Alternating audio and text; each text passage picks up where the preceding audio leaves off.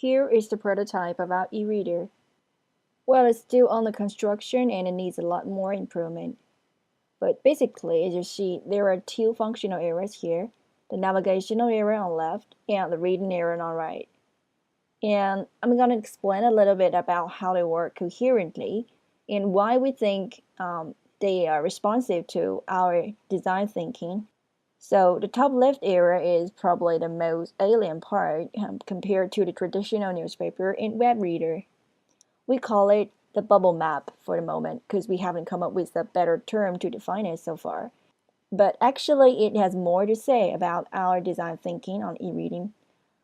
That is to build a customizable reading platform to suit different reading habits and scenarios in our modern context. These dots, each of them represents something you came across or read before, and you save them as something you can use later as a path leading you up to the seed of information. And the difference between the red and the blue dots is that the red dot is a keyword which tells what the article is about or what's being mentioned in the article. And the blue dots is a source, which tells where the article is from, for example, from which newspaper, magazine, or whose blog. A keyword and the source is actually two fundamental elements for us when we locate an article. And also the dots in the gray circle is different from the dots on outside of it.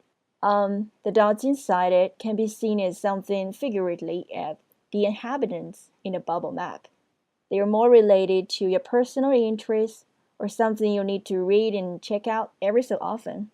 And the dots outside of it are not that permanent compared to one inside. They can be something you just read for a few short period of time or just for a certain purpose.